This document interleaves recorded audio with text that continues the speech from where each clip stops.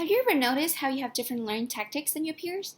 Perhaps you're a morning bird who learns better early in the sunrise, or perhaps you're a night owl who can only focus when it's late in the evening.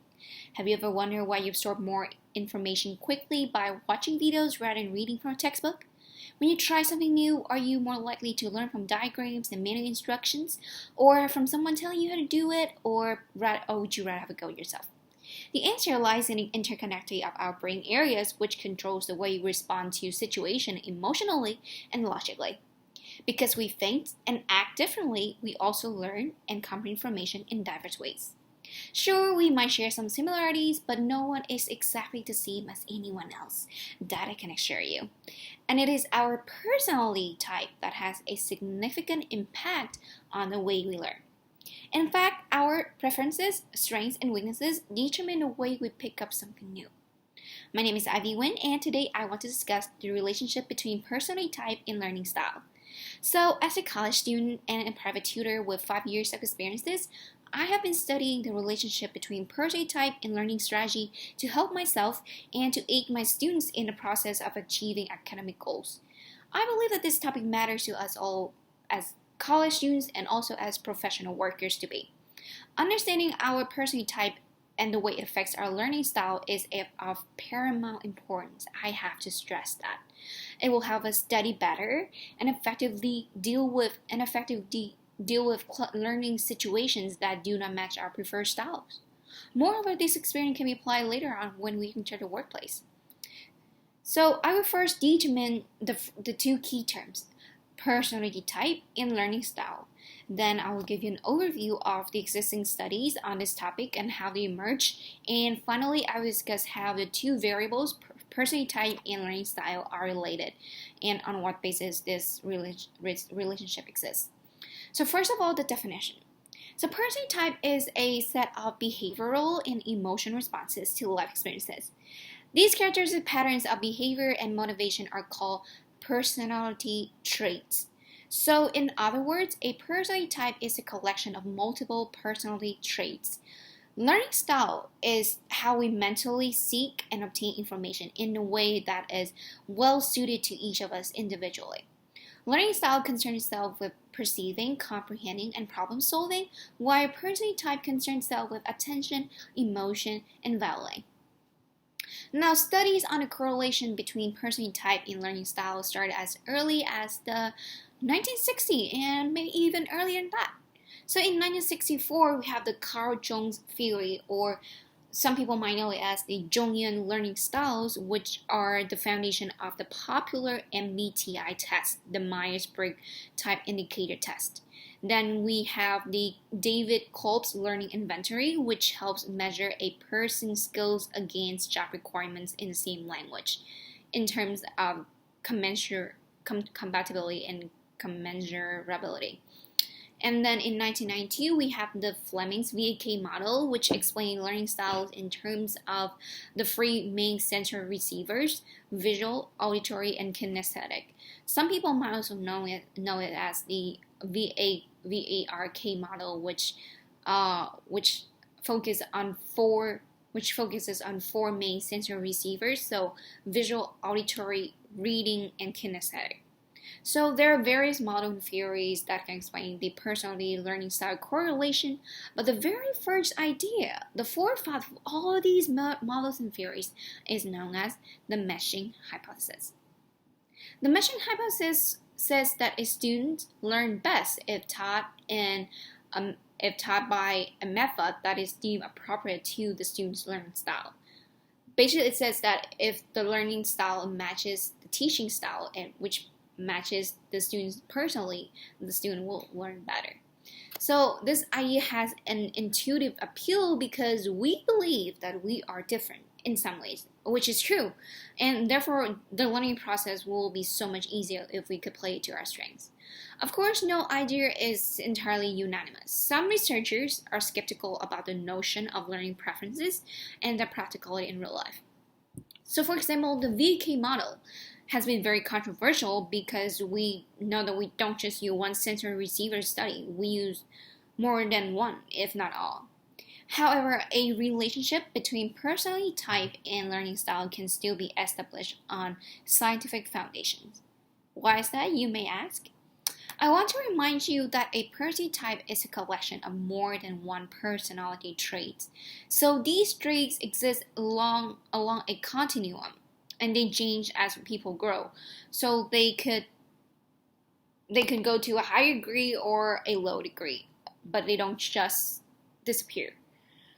So these personal traits, they change as we evolve and we adapt, but the personality type, the core, remains almost the same unless an individual is challenged by deliberate by traumas or by sickness, very deliberate experiences in life.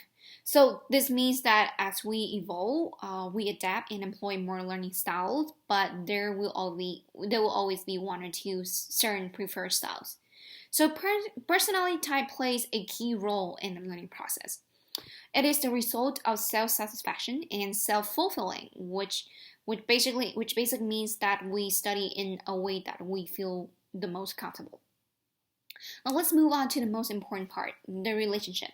So from my research and understanding, the relationship between personality type and learning style can be explained in two ways. One, the information-seeking behavior, and two, strengths and weaknesses. The information-seeking behavior, or we also call it the search behavior, is the pillar of learning process because to learn means to search and obtain and understand information. I would like to introduce to you all the Palmer theory, which was developed in 1991, which categorizes different groups of information seekers by behavior and the degree of motivation. Allow me to remind you that personality type is a combination of patterns of behavior and motivation. So Palmer describes 5 groups of information seekers: the non-seeker, the wide ranger, the self-conscious seeker, the confident collector, and the hunter. Late researchers proved the connection between personality and learning style by translating these seeking behaviors to the widely recognized Big 5 personality trait. So for example, the non-seekers show a high degree of neuroticism, which is a lack of concentration, because usually because they lack a purpose or they are just not that motivated because of that's who they are. And then wide rangers and self-conscious seekers can be described by extroversion and agreeableness because they proactively look for information and they accept what they are told. The last two groups, the confident collectors and the hunters, are more open and conscientious, which means that they don't just look for any information. They look for information that they know that are right, that information that they need and will serve the purpose as well. And they are more likely to challenge the norm and the existing theories. So they pick up new information and they modify it according to their understandings and beliefs. We can also examine the theory of attachment by Bowlby, which says that people have different attitude towards the process of obtaining new information based on their personality. I'm not going to go too much detail into it, but I could briefly describe it. So those with a higher sense of security will be more positive towards new information, while those who are more fearful would express anxiety when they have to learn something new. And these people tend to base their decisions on early retrieved information, like on what they already know.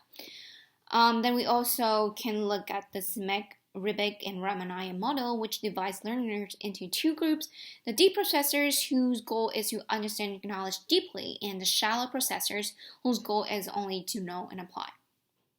Another strong foundation of the relationship between personality type and learning style is how an individual displays strengths and weaknesses, which are in fact strengths and weaknesses and preferences are all what form a personality type. They are what make we who we are. So to study this, we can look at the prominent card-shown theory, or like we said earlier, it is also known as the Jungian learning styles. So this theory describes the 4 dichotomies of personality type along the 4 stages of the learning cycle, as you can see on the presentation slide. So most often we would find ourselves in all these categories. We will exhibit a little bit or more of all these categories. However, there are some categories which we tend to do better and they will correspond to our strongest personality traits.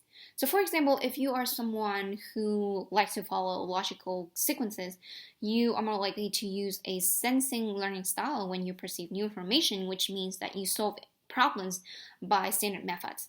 Or say that if you face an ethical dilemma, and you try to understand other people's feelings and points of view rather than thinking about the legal consequences, at the input stage, you are utilizing the feeling style. So that will place to your strengths, for example, emotion and sympathy. So the purpose of my informative speech today is not to tell people they only have one way to study, but rather explain the differences in our personalities, which lead to the differences in the way we approach new knowledge. Now, by the end of the day, I want you to remember that you should recognize your learning style that is best suited for you, and you should understand that your personality is not the only factor that influences your learning outcomes. Other factors such as your educational background, your level of expertise, your financial status, or your learning situation, they all matter. For example, we are studying online right now because of the COVID-19 pandemic, and I know that is not ideal for all of us, including me. So that just concludes my presentation for today. I hope you learned something, and thank you very much for your listening.